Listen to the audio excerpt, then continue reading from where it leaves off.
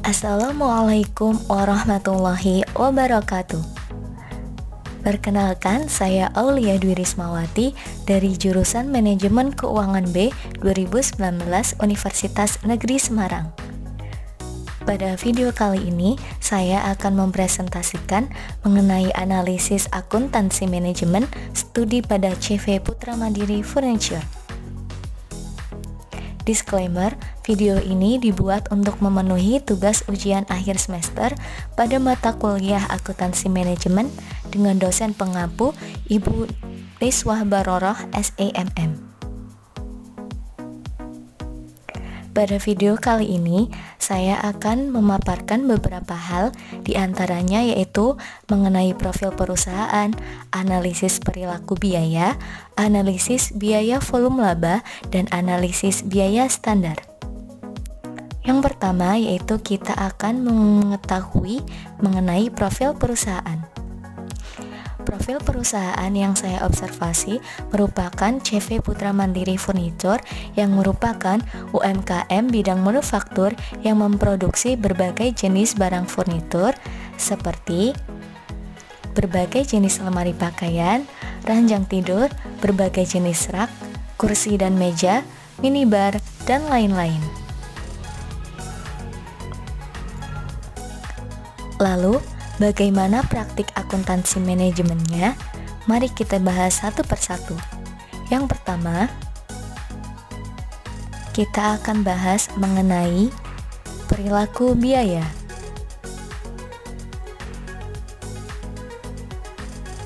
Perilaku biaya merupakan istilah umum yang menggambarkan apakah biaya berubah ketika tingkat produksi berubah.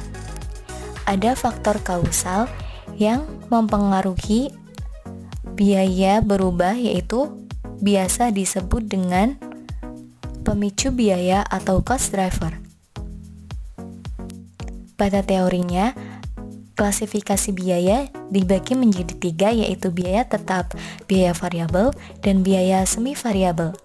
Biaya tetap adalah biaya yang jumlah totalnya tetap dalam kisaran relevan saat tingkatan output bertambah ataupun berkurang. Sedangkan biaya variabel adalah biaya yang mengalami perubahan dalam jumlah totalnya seiring dengan naik turunnya produk yang dihasilkan. Dan yang terakhir yaitu biaya semi variabel yang memiliki sifat biaya tetap dan biaya variabel. Komponen biaya dalam proses produksi pada CV Putra Mandiri Furniture ini terdiri atas biaya bahan baku langsung, biaya tenaga kerja langsung, dan biaya overhead pabrik. Berikut adalah rinciannya. Kemudian, pada CV Putra Mandiri Furniture juga ada mengenai klasifikasi biayanya, di mana perusahaan sudah sangat bagus karena masing-masing biaya sudah dikelompokkan ke dalam jenisnya seperti yang kalian lihat, yaitu biaya tetap, biaya variabel, dan biaya semi variabel. Nah, pada teorinya biaya semi variabel ini harus dipisahkan menjadi biaya tetap dan biaya variabel. Ada beberapa cara atau metode yang digunakan untuk memisahkan biaya semi variabel ini, yaitu dengan metode high-low, yaitu menggunakan titik data yang tertinggi dan terendah, least square menggunakan garis regresi, dan scatter graph menggunakan titik-titik pada sebuah grafik. Pada hasil observasi yang saya lakukan pada CV Putra Mandiri Furniture ini, terlihat bahwa perusahaan ini tidak melakukan adanya pemisahan biaya semi variabel menjadi biaya variabel dan biaya tetap. Oleh karena itu, saya berinisiatif melakukan analisis pemisahan biaya sendiri dengan 3 metode tadi, yaitu sebagai berikut: menghasilkan biaya tetap dan biaya variabel yang berbeda-beda antar metode. Maka dari itu, saran yang dapat saya berikan untuk CV Putra Mandiri Furniture ini yaitu perusahaan hendaknya memisahkan biaya semi variabel agar menjadi biaya tetap dan biaya variabel. Caranya yaitu dengan menggunakan 3 metode tadi, yaitu pemisahan biaya menggunakan high-low, scatter graph maupun least square. Penggunaan metode yang sesuai dengan kebijakan perusahaan juga sangat diperlukan agar dapat menghasilkan data yang akurat dan cocok dengan perusahaan.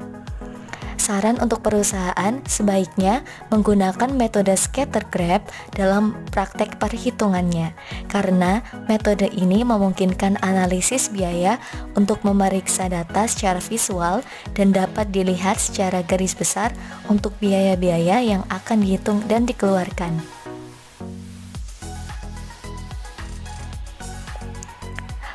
Lalu, yang kedua yaitu kita akan membahas mengenai analisis biaya volume laba. Dalam teorinya, analisis biaya volume laba ada dua analisis, yaitu analisis titik impas dan analisis target laba. Analisis titik impas adalah titik awal dalam banyak perencanaan bisnis, yang yaitu titik ketika pendapatan sama dengan biaya total dan laba sama dengan 0. Sedangkan analisis target laba merupakan kelanjutan dari analisis titik impas tersebut. Berikut adalah data yang saya dapatkan dari hasil observasi. Dapat kita lihat bahwa total biaya produksinya sekitar 229.685.000.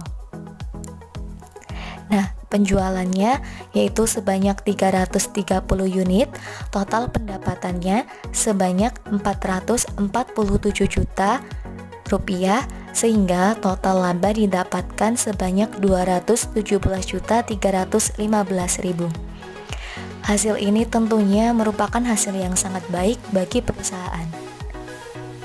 Kemudian, saya juga mendapatkan data mengenai margin kontribusi rata-rata, di mana di sini ada harga jual per unitnya, biaya variabel per unitnya, margin kontribusi, dan lain-lain. Maka dari itu, setelah analisis biaya volume laba didapatkan, titik impas untuk unit adalah 19 unit, titik impas dalam rupiah yaitu 69.060.000. Sehingga kesimpulannya yaitu penjualan baik dalam unit maupun dalam penjualan, perusahaan memperlihatkan kondisi yang sangat baik karena mampu menjual di atas harga PEP atau titik impas atau titik keseimbangan. Kemudian perencanaan laba. Pada observasi, perusahaan ingin memperoleh 50% dari laba sekarang, yaitu dihasilkan target laba 325.972.500 rupiah. Setelah target laba diketahui, dapat dihitung penjualan yang diharapkan untuk periode selanjutnya, yaitu jika perusahaan ingin memperoleh target laba 325.972.500, maka penjualan dalam rupiah yang harus peroleh oleh perusahaan yaitu sebanyak 449.972.734 rupiah. Setelah dilakukan analisis tersebut, maka saran yang dapat saya berikan untuk CV Putra Mandiri Furniture yaitu CV Putra Mandiri Furniture dapat menerapkan analisis biaya volume laba dalam perencanaan labanya. Yang kedua, CV Putra Mandiri Furniture juga dapat mempertimbangkan beberapa alternatif tindakan dalam rangka meminimalisasi kerugian, mencapai titik impas, dan meningkatkan laba seperti menaikkan harga jual per unit, menurunkan biaya, dan menaikkan volume penjualan. CV Putra Mandiri Furniture juga dapat mempertimbangkan hasil analisis target laba untuk tahun selanjutnya sebagai referensi dalam mencapai target laba. Untuk pembahasan yang terakhir, yaitu kita akan bahas mengenai biaya standar.